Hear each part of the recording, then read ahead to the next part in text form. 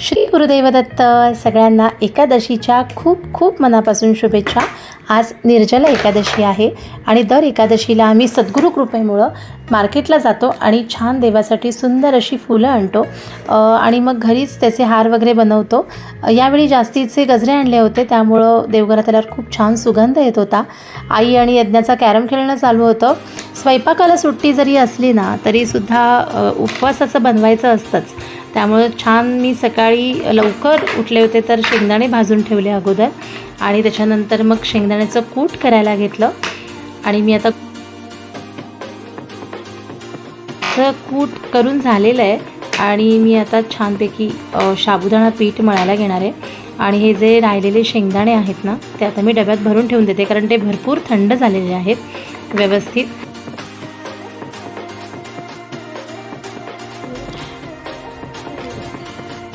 माझा साबुदाणा पण खूप छान भिजला आहे. साबुदाणा पण माझा खूप छान भिजला आहे, कारण रात्रीच भिजत टाकला होता. बटाटेही उकडून झालेले आहेत. आता मी साबुदाणा आणि बटाटे एकत्र करणार आहे आणि त्याच्यामध्ये छानपैकी जिरे टाकणार आहे.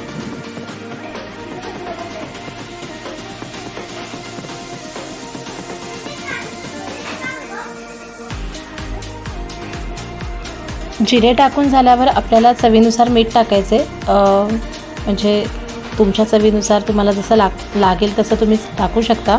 साबुदाणा पीठ भिजवताना बटाट्याचं प्रमाण व्यवस्थित घ्यायचं, नाही तर कधी कधी साबुदाणा तेलामध्ये फुटू शकतो. पिठामध्ये मी थोडंसं तिखटही टाकते आणि त्याच्यानंतर व्यवस्थित कूट टाकून मी मिरचीचं वाटण करून पण टाकते, कारण की मिरची आणि तिखटामुळं खूप छान टेस्ट येते. 10 मिनटासाठी रेस्ट करायला ठेवले. छान पीठ असं 10 मिनटानंतर थोडंसं फुललं ना की मग छान होतात वडे. तेलही माझं तापत आलेलं आहे आणि आता मी वडे करून त्याच्यामध्ये सोडणार आहे. वडे करत असताना मी काय करते की वडा हातावर थापते आणि त्याच्यामध्ये छिद्र करते, जेणेकरून वडा सगळ्या बाजूनी व्यवस्थित तळला जातो आणि तो खुसखुशीत होतो. आणि बारीक थोड्याशा मंद आचेवरच आपल्याला ते करायचे. खूप मोठा गॅस ठेवला ना तर वडे लवकर लाल होतात वरून आणि आपल्याला वाटतं की वडा झाला आहे, पण आतून ते कच्चेच असतात. त्यामुळे मंद आचेवरच आपल्याला वडे तळून घ्यायचे. आता हा पहिला घाणा झाला ना की मी पहिल्यांदा देवाला नैवेद्य दाखवणार आहे आणि त्याच्यानंतर मग थोडेसे वडे तळून ठेवणार आहे आणि बाकीचे सगळे वडे जेवताना म्हणजे फराळ करताना सगळ्यांना गरम गरम करून वाढणार आहे. आता हे मी देवाला नैवेद्य दाखवून येते.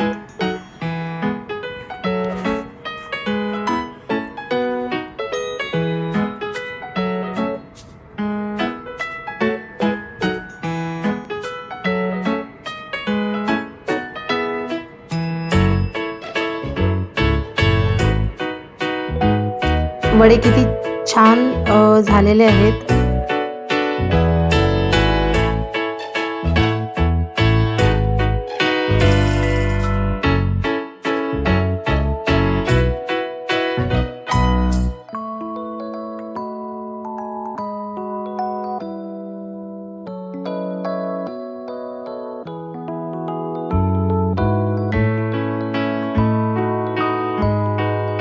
देवाला नैवेद्य दाखवून आली आहे मी आणि हे दुसरे वडे सोडले होते मी तोपर्यंत, तेही होत आलेत. ॲक्च्युली काय आहे ना, म्हणजे देवाचा नैवेद्य झाल्यानंतर यज्ञाला जर चुकून भूक लागली तर मग तिलाही असावेत थोडेसे, किंवा खायची इच्छा झाली तर असावेत. आमच्या घरात ना एक मनीमऊ आहे. ते मनीमऊ आहे ना देवघरात जातं आणि देवासाठी दाखवलेला नैवेद्य असतं ना ते स्वतः घेऊन येतं बाहेर आणि हळूच खातं बसून.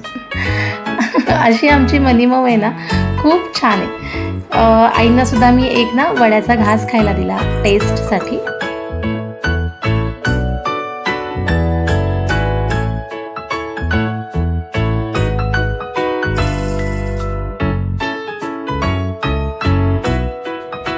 आमचं तरी उपवासाचं झालं करून. आता यज्ञासाठी पोळी करायची होती, कारण आमच्याकडे सगळ्यांचे उपवास असतात. एकादशी आम्ही सगळे करतो.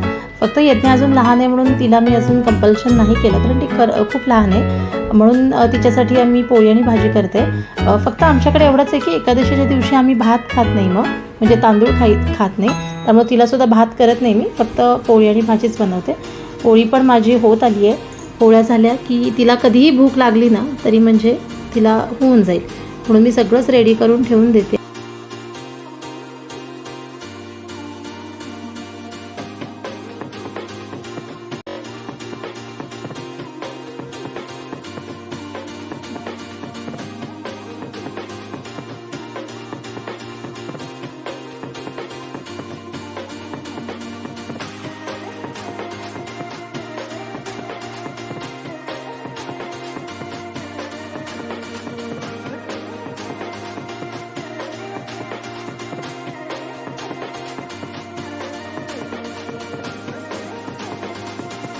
आता माझ्या सगळ्या पोळ्या रेडी झालेल्या आहेत. बाहेरून बघते तर या दोघींचा डाव अजून चालूच होता.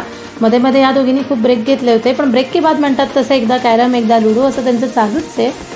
पण मी मात्र सगळं आवरून ठेवलेलं आहे, त्यामुळे माझी काळजी मिटलेली आहे. त्यामुळे आता यज्ञाला कधी जरी भूक लागली किंवा आईंना भूक लागली तरी सगळं रेडी आहे. आणि हे बघा, यज्ञाला भूक लागलीच आहे आणि ती नाचत आली आहे. तिची पोळी रेडी आहे आणि ती आता खाऊन घेईल. अशा प्रकारे आज सगळ्यांना पुन्हा एकदा एकादशीच्या खूप खूप शुभेच्छा. तुम्हाला हा व्हिडिओ आवडला असेल तर लाईक करा, शेअर करा आणि सबस्क्राईब करा. श्री गुरुदेव दत्त.